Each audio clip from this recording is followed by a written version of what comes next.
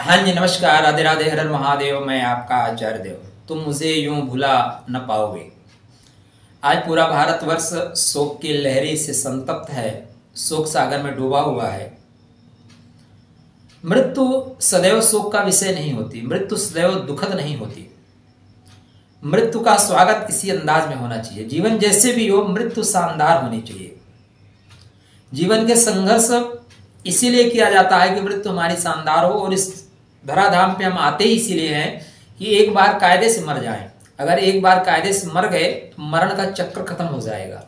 तो हम अपना जीवन में जो हमारा उद्देश्य है वो जीने पे हम लगाते हैं, जबकि हमें इस चीज का भान होना चाहिए कि हम यहाँ पे आए हैं मरना सीखने के लिए। जिस बार भी हम कायदे से मर पाए उस बार हमें मुक्ति मिल जाएगी।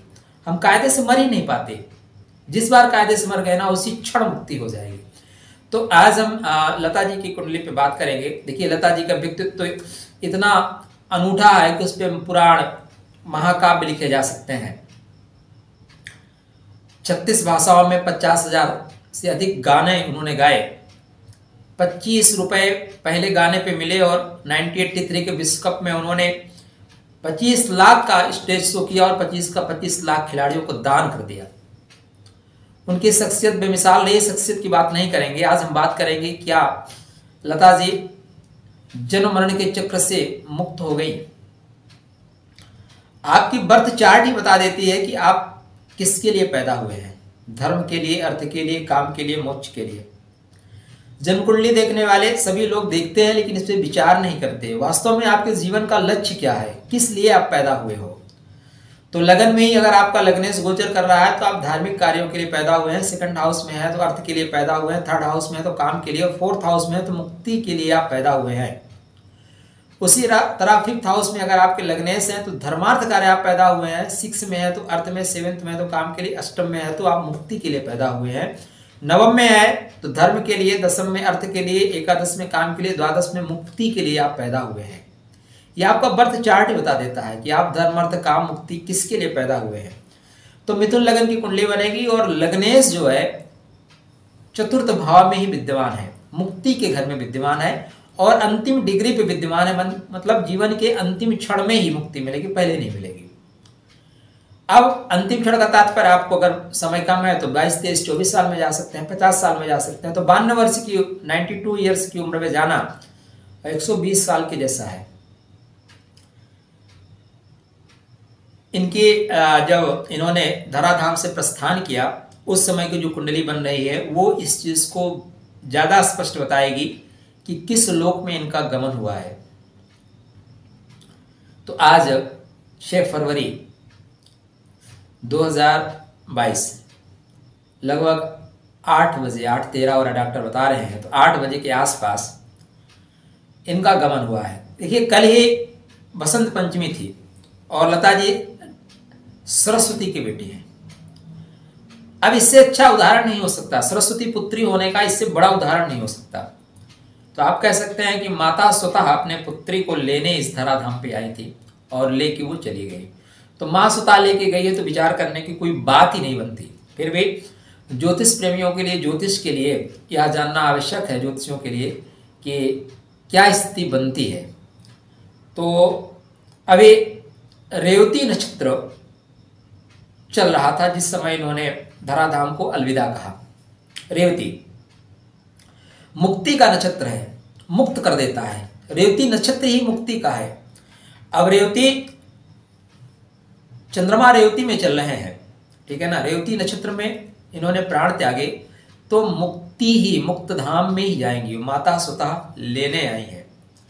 अगर एक और तरीके से आप देखें, देखिए हमने 3 तरीके, कोई भी चीज को 3 तरीके से देखिए, 3 कसौटी पे कसिए, तब जाके बात क्लियर होती है। तो लग्न को हमने देख लिया, उसमें लग्नेश बैठा ही है मुक्ति के घर में, मुक्त करने के लिए, मुक्त होना ही है। उसके बाद हमने देखा अंतिम समय जब विदा हो रहे हैं तो वहां पे चंद्रमा की क्या स्थिति है।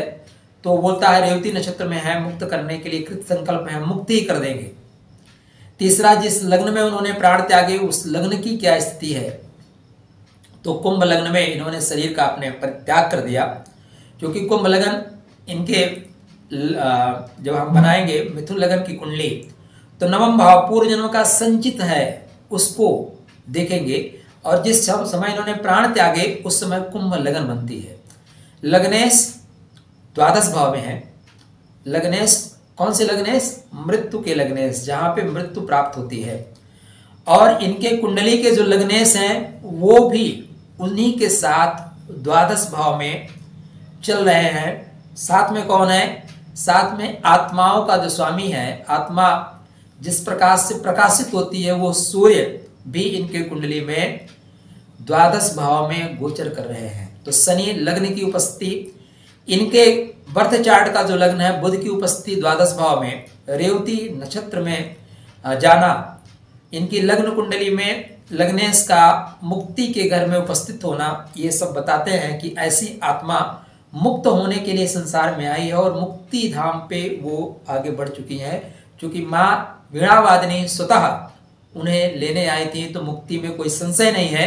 किंतु ग्रही स्थिति क्या कहती है, हम कैसे जाने किसी व्यक्ति के मृत्यु के पश्चात वो किस धाम की तरफ प्रस्थान किया कर रहा है, तो उसका भी विवेचन हमारा ज्योतिष शास्त्र हमें देता है, वो मार्ग देता है जिससे हम जान सकते हैं।